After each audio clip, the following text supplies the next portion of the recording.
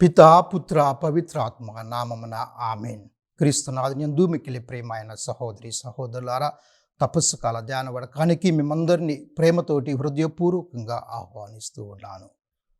షేమా Israel, ఇజ్రాయేలులారా వినుడి, విధేయించుడి, హృదయ పరివర్తన చెందినటువంటి మోషే నినాదాన్ని మరొకసారి మనం ఈరోజు కూడా ధ్యానం చేసుకుంటూ గుర్తు చేసుకుంటూ, ముఖ్యంగా నేటి ధ్యానాంశమైనటువంటి సమరయ స్త్రీ ఏ విధంగా తను మనకిచ్చేటటువంటి సందేశాలు ఏమిటి, ఈ యోహాను సువార్త 4వ అధ్యాయం ద్వారా మనకు తిరుసభ బోధిస్తుంది. ఈ తపస్సు కాలం 3వ ఆదివారంలో, లేకపోతే 3వ వారంలో, ఆదివారం రాకపోతే ఈ పట్టణం ఆ 3వ వారంలో కనీసం మనము ఈ సమరయ స్త్రీ గురించి మనము ధ్యానించాలి అని మనకు తిరుసభ తెలియజేస్తూ ఉంది. ఎందుకంటే ఆ వృత్తాంతంలో ఉన్నటువంటి ఆ సందేశము మనందరి జీవితాలకు ఉపయోగపడుతుంది. మొదటిగా ఆమె ఏ విధంగా ఒక సంభాషణ, క్రీస్తు ప్రభు చొరవ తీసుకొని మనం కూడా మన జీవితాన్ని ప్రభుతో కానీ ఇతరులతో కానీ ఒక సంభాషణ ద్వారా మనం ప్రారంభించాలి, మన సంబంధాన్ని పునరావృతం చేసుకోవాలి అనేటువంటి సందేశం. ఏ విధంగా మనము సరిహద్దులు దాటాలి, క్రీస్తు ప్రభు సరిహద్దులు దాటి వెళ్తూ ఉన్నాడు. ఇక మూడవదిగా మన గతము మన భవిష్యత్తు కాదు అని మనం తెలుసుకోవాలి. ఇక నాలుగవదిగా క్రీస్తు ప్రభు మాత్రమే మన జీవితంలో ఉన్నటువంటి శూన్యమును తొలగించగలిగినటువంటి గొప్ప ఈ 4 సందేశాలు మనం చూద్దాం ఈనాటి ఈ సమరయ స్త్రీ వృత్తాంతంలో. ఇక్కడ మనము మొదటిగా చూసినట్లయితే యేసు సమరయ ద్వారా గలిలియకు ఆయన ప్రయాణిస్తూ ఉన్నాడు. అక్కడ గలిలియ, ఇక్కడ 3 మార్గాలు ఉంటాయి ఈ సమరయ ద్వారా గలిలియకు. అంటే యెరూషలేము నుంచి గలిలియకు ఆయన వెళ్ళడం అంటే మొదటిగా తీరం వెంబడి వెళ్ళటము, తర్వాత పర్వతాల్లోంచి ఒక మార్గం అనమాట, అదేవిధంగా యోర్దాను నది అదొక మార్గం అనమాట. ఇక్కడ సులువైన మార్గం ఏంటంటే ఆ పర్వతాల్లోంచి సమరయ మీదుగా వెళ్ళటం, యెరూషలేము నుంచి గలిలియకు. ఆ విధంగా ఆయన ఈ యొక్క మార్గాన్ని ఎంచుకోవడం యొక్క కారణం కావచ్చు, ముఖ్యంగా దేవుని యొక్క ప్రణాళిక. ఈ 3 మార్గాలు ఉన్న ఈ మార్గం ద్వారానే సమరయ అనేటువంటి ఈ ప్రాంతం మీద గుండా అనేటువంటి అదొకటి సులువైన మార్గం, చాలా దగ్గరైన మార్గం అన్నమాట. కానీ ఎవరు కూడా కఠినంగా యూదా మతాన్ని పాటించేవారు, నియమాలతోటి వారు ఎవరు కూడా ఈ మార్గాన్ని వెళ్ళరు. ఎందుకంటే సమరయులు అంటే వాళ్ళకు పడదు, వాళ్ళ అపరిశుద్ధులుగా, అన్హోలీ పీపుల్గా వారిని ఎంచుతూ వారిని ఆ విధంగా చూస్తూ ఉన్నారు. ఎందుకు అది కూడా చెప్తాను, ఎందుకంటే వారి యొక్క చరిత్ర ఏమిటి, ఎందుకు ఆ విధంగా ఈ సమరయులు ఎవరు అసలు అనేటువంటి దాని గురించి కూడా మీకు ఈరోజు మనం తెలుసుకుందాము. ఆ విధంగా దేవుని యొక్క ప్రణాళిక ఉన్నది. ఇదిగో దేవుని చేత నియమింపబడినటువంటి ఇదిగో ఆ నిబంధన మేవి చూడండి, ఆమెను కలుసుకోవడము, ఆ బావి వద్ద ఆమెకు క్రొత్త జీవితాన్ని ఇవ్వటం, తనలో మారు మనసు తీసుకురావడం, తను వెళ్ళి అనేక మంది సమరయులకు మళ్ళీ ఇదిగో మెస్సియా ఈయన అని చెప్పి తను బోధించడం, ఈ విధంగా దేవుని యొక్క ప్రణాళికలో భాగంగా కావచ్చు క్రీస్తు ప్రభు ఆ ప్రాంతము నుంచి, సమరయ నుంచి ఆయన అక్కడ వెళుతూ ఉన్నారు. సికార్ అనేటువంటి ఆ పట్టణంలో యాకోబు బావి వద్ద ఒక స్త్రీతో దైవిక నియామకం ఉండటం వల్ల కావచ్చు. ఇక్కడ మనం మొదటిగా చూసినట్టయితే సమరయ అనేటువంటి, సమరయుడు అనేటువంటి ఈ మాటలు మన పరిశుద్ధ గ్రంథంలో అనేక సార్లు మనం విన్నాం. ముఖ్యంగా క్రొత్త నిబంధనలో మనకు యేసు ప్రభు తన శిష్యులతో చెప్తాడు, ఇదిగో సమరయ ప్రదేశానికి మీరు వెళ్ళొద్దు అంటాడు. చెప్తాను ఎందుకు వెళ్ళొద్దు అంటాడు, ఎందుకు ఆయన నిషేధిస్తున్నాడు శిష్యులు. ఇదిగో మత్తయి సువార్త 10వ అధ్యాయం అనుకుంటా, అక్కడ 5వ వచనంలో యేసు ఆ 12 శిష్యులు పంపుతూ వారికి ఇట్లు చెప్తాడనమాట, అన్య జనులుండు ప్రదేశంలో ఎచ్చటను మీరు అడుగు మోపవలదు అంటాడు.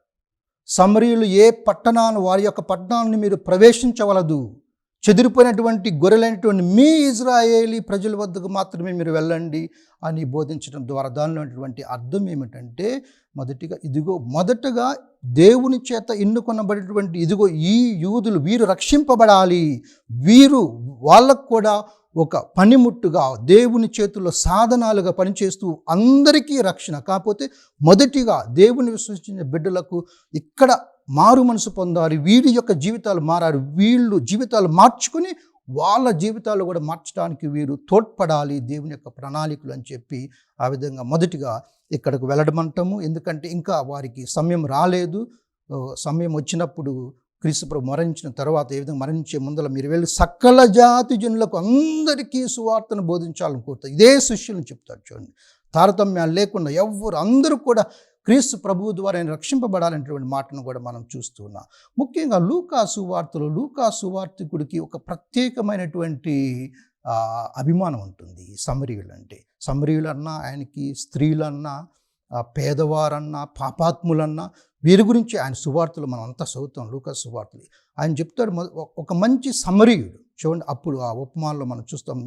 లూకా సువార్త 10వ అధ్యాయంలో యెరూషలేము నుంచి యెరికో పోతున్నప్పుడు ఆ మార్గ మధ్యములో ఒక మనుష్యుడు ఆ విధంగా దొంగల చేత కొట్టబడి చివరికి ఆయన గాయాలయ్యి దోచుకొని ఆయన దగ్గరికి వెళ్ళినప్పుడు ఒక యాజకుడు వెళ్తాడు, కళ్ళు మూసుకొని పక్కకు పోతాడు. ఒక లేవీయుడు వస్తాడు, కళ్ళు మూసుకొని పక్కకు పోతాడు. కానీ ఈ యొక్క సమరీయుడు, ఒక పరాయి దేశస్థుడు, ఒక పరదేశి, అతను చూసి జాలిపడి అతనికి కట్లు కడతాం కాయండి, తర్వాత కొంచెం డబ్బులు ఇచ్చి అక్కడ ఆ ఇన్కీపర్తో చెప్పడం కానీ అలా ఎంతో దయా కనికరం కలిగి ఆ విధంగా how he was taking good care of this person. It is clearly seen how kind the Samaritans are. So లూకా సువార్తికుడు ముఖ్యంగా మనకు అక్కడ తెలియజేస్తాడు. అదేవిధంగా కుష్ఠరోగులు మనం చూస్తాము. 10 మంది కుష్ఠరోగులు స్వస్థపరిస్తే చివరికి ఒక్క సమరీయుడు మాత్రమే తిరిగి రావటం. చూడండి, వాళ్ళలో దయా కనికరమే కాదండి, సమరీయుల్లో చూడండి ఎంత క్షమాగుణము వారిలో ఉన్నది. తిరిగి రావడం, క్షమాగుణము మాత్రమే, కృతజ్ఞతాభావం కూడా వారిలో మనం చూస్తూ ఉన్నాము. అతడు క్రీస్తు ప్రభు గమనిస్తాడు. ఈ ఒక్కడు మాత్రమే వచ్చి ఎలుగెత్తి దేవుని స్తుతించడము, యేసు పాదముల వద్ద సాగిలపడి కృతజ్ఞత తెలియజేయడము.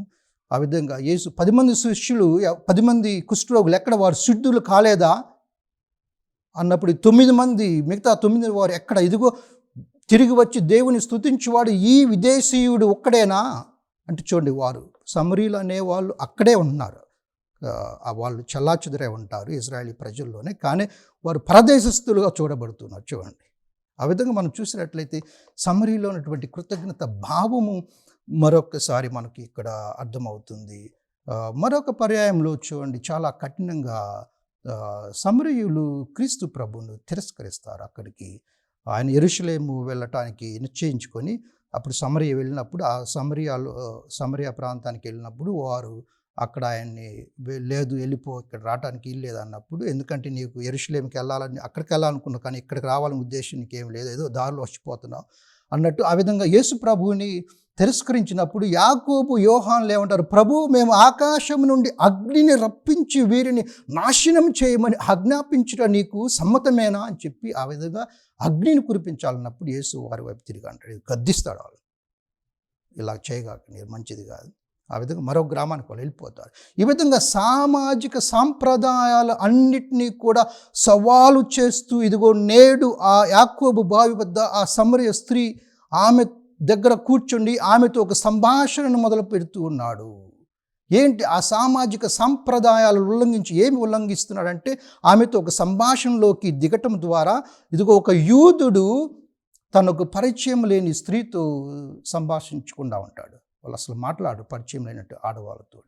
ఒక యూదుడు ఒక మహిళతో బహిరంగంగా ముఖ్యంగా సంభాషణకు చాలా దూరంగా ఉంటాడు. ఒక యూదుడు ఒక సమరయ స్త్రీతో, మహిళలే కాదు సమరయ స్త్రీతో మతపరమైనటువంటి విశేషం దేన్ని కూడా వారితో పంచుకోడు. చూడు, యేసు ఉద్దేశపూర్వకంగా ఆమెతో ఒక సంభాషణను ప్రారంభించడం, చొరవ తీసుకొని ఆ సమరయ వ్యక్తితో ఇక ఆ మహిళలతో నిజమైనటువంటి సంభాషణ అనమాట ఆయన నిరూపిస్తున్నాడు. ఈ విధంగా సామాజిక సాంప్రదాయాలను అన్నిటికీ కూడా ఆ సరిహద్దులు దాటుతూ ఉన్నాడు.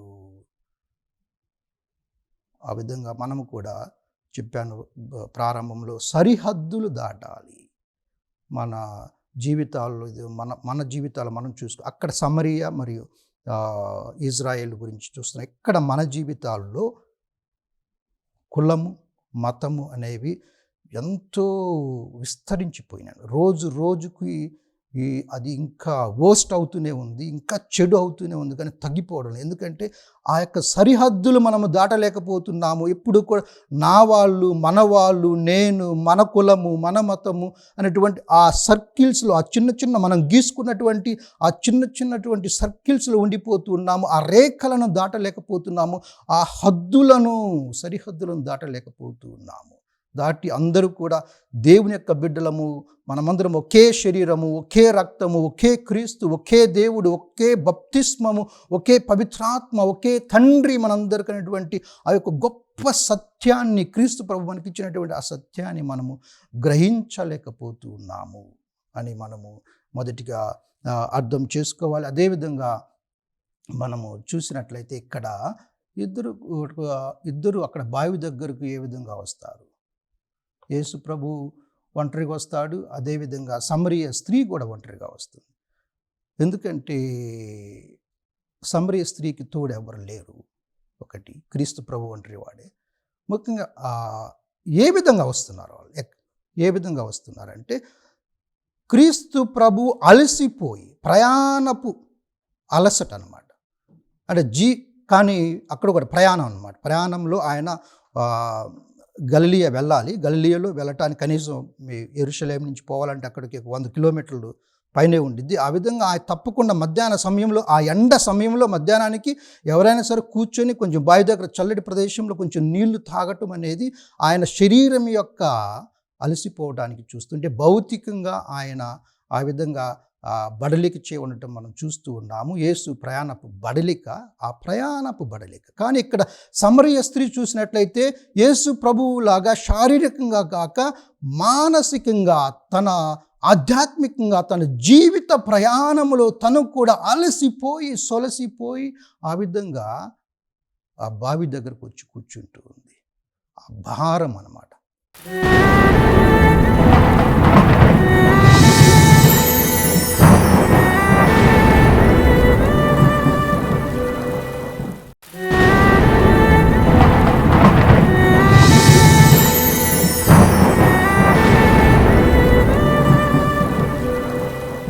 అలసినటువంటి ప్రయాణపు భారంతో క్రీస్తు ప్రభు శారీరక భారంతో అక్కడ వెళ్ళి కూర్చుంటే, ఈ సమరయ స్త్రీ తన యొక్క జీవిత భారంతో అలసి సొలసి ఉన్న సమస్త జనులారా నా యొద్దకు రనేటువంటి క్రీస్తు యొక్క మాటలు చూస్తూ ఉన్నాం. తర్వాత మనం ఆ విధంగా అలసి సొలసిపోయినటువంటి భారముతోటి, అవమానముతోటి, సమాజంలో తనకెవరు తోడు లేక ఒంటరిగా వచ్చి ఆ బావి దగ్గర కూర్చొని అంత భారముతో ఆ సమరయ స్త్రీ అక్కడికి వస్తూ ఉంది.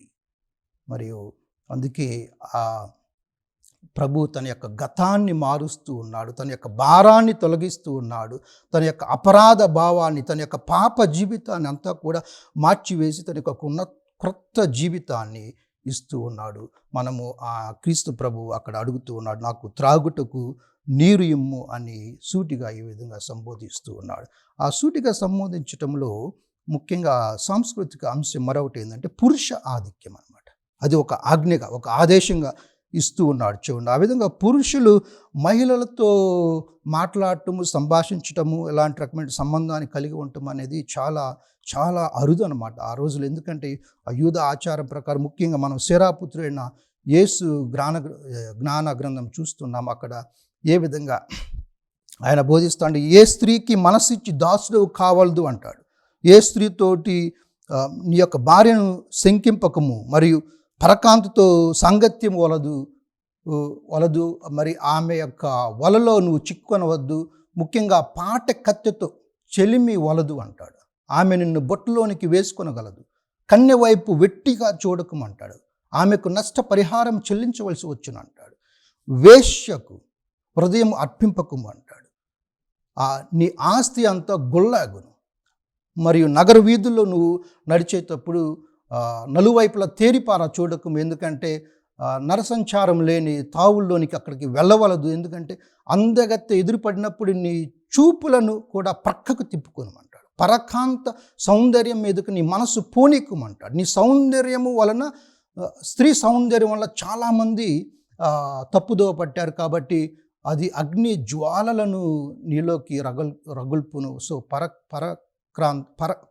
పరకాంత్ర సరస్సున కూర్చోండి, భోజనం చేయగాకండి, వారితో కలిసి పానీయం సేవించుకోండి, నీవు ఆమె ఆకర్షణకు గురి కావద్దు, నువ్వు ఉద్రేకానికి గురి కావద్దు, నువ్వు ఆ విధంగా నాశనాన్ని కొని తెచ్చుకుంటామని చెప్పి అనేక సూచనలు మనకు ఈ యూదా మతము ఏ విధంగా పరస్త్రీలతో మనం మాట్లాడకూడదు, వారితో అన్నం తినకూడదు, వారితో భోజనం చేయకూడదు, ఆ విధంగా వారితో ఉండకూడదు, అనేక రకాలుగా మనం వారితో సంభాషణకు దిగకూడదు అని బోధిస్తున్నారు. కానీ అవి అన్నీ కూడా మన చెడు మార్గం నడవకుండా మంచిది అవన్నీ వారు పాటిస్తూ ఉన్నారు, మన మంచికే. కానీ ఇక్కడ కాంటెక్స్ట్ వేరు, ఇక్కడ సందర్భం వేరు. ఎందుకంటే ఒక పరస్త్రీతో ఒక సమరయ స్త్రీతో ఇక్కడ ఆయన సంభాషణలోకి దిగటం వల్ల ఒక మతపరమైనటువంటి సంభాషణ తెస్తూ ఉన్నాడు. ఆమె యొక్క జీవితాన్ని మార్చేటటువంటి, ఎందుకంటే ఈయన క్రీస్తు, ఈయన రక్షకుడు, ఈయన యేసు ప్రభు, దేవుని యొక్క కుమారుడు, ఈయన మెస్సియా. కాబట్టి ఆయన ఈ సరిహద్దులు దాటి అన్నీ కూడా ఆ విధంగా తనలో హృదయ పరివర్తన, హృదయ మార్పును, మంచి కోసము సంభాషణ, చెడు కోసం, అవన్నీ చెడు కోసం సంభాషణ ఇందాక మనం విన్నాయి అనమాట. కానీ క్రీస్తు ప్రభు చేసేది ఒక మంచి కోసము సంభాషణ అనేది చాలా మంచిది. ఆ విధంగా మనము చూసినట్లయితే ఇక్కడ మధ్యాహ్నం వేళ అక్కడ యేసు ప్రభు కలవటం ఏమిటి, వారిద్దరూ కూడా మధ్యాహ్న సమయం సంకేతాలంటే ముఖ్యంగా చూడండి, మనం పాస్కా పండుగకు ముందు సిద్ధపడినప్పుడు మధ్యాహ్నం 12 గంటల సమయంలో అక్కడ పిలాతు యూదులతో ఇదిగో మీ రాజు అని చెప్పి యేసు శిలువ మీద 12 నుంచి 3 వరకు దాదాపు ఆయన శిలువ మార్గంలో మన శిలువ మీద ఇది అట్ ద 6th hour అంటారు యూదా టైమింగ్ ప్రకారం, క్యాలెండర్ ప్రకారం అట్ 6th hour వాళ్ళు కూర్చొని ఉన్నారు ఆ బావి దగ్గర మధ్యాహ్నం. అంటే పొద్దున్నే 6కి మొదటి గంట అనమాట వాళ్ళకి. తర్వాత అటు 6 లెక్క పెట్టుకుంటే 6th hour అంటే మనకు మధ్యాహ్నం 12 అవుతుంది అనమాట.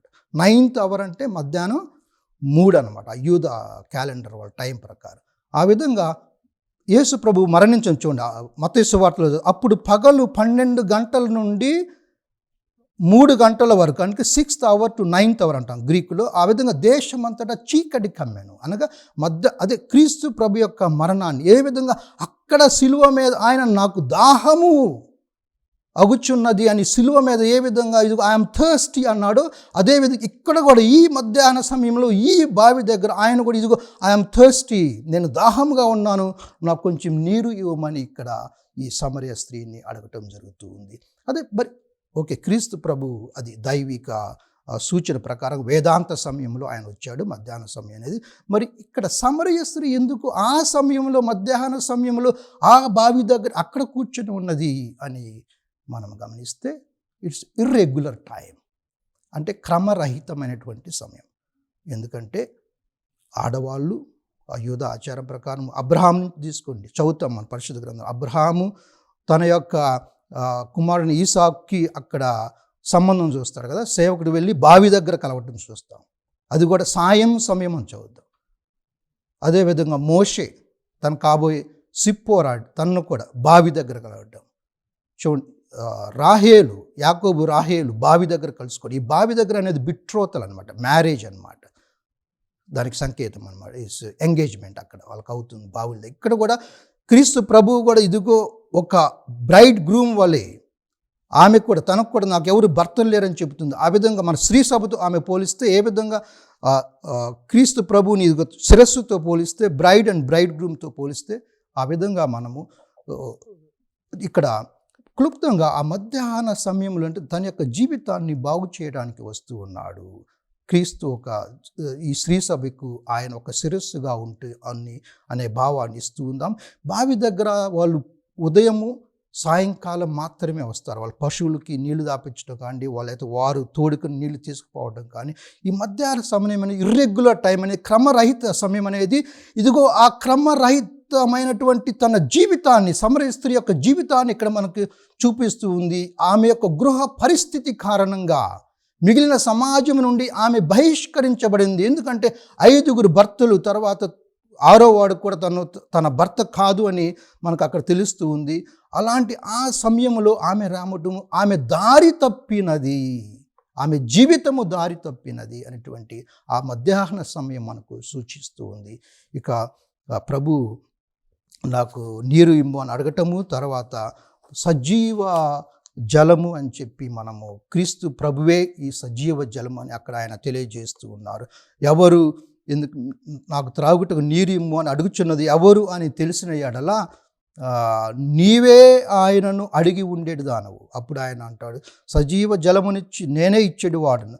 అప్పుడు అంటుంది ఆ స్త్రీ, అయ్యా ఈ బావి లోతైనది, నీరు చేదుటకు నీ వద్ద ఏమీ లేదు, నీవు జీవ జలమును ఎక్కడి నుంచి తెచ్చేదవు అని అడుగుతూ ఉంటుంది. ఈ విధంగా మనం ఇక్కడ చూసినట్లయితే యేసు ఇచ్చినటువంటి సమాధానం ఆమె యొక్క దృష్టిని 2 విషయాలపై ఇక్కడ ఆకర్షిస్తుంది. మొదటిగా ఇది ఒక వరము అని తెలుస్తుంది. ఈ జీవ జలము అనేది ఒక వరము. ఎలాంటి వరము అంటే ఇది బహుమతి, దోరియో అంటారు ఇక్కడ గ్రీక్ భాషలో.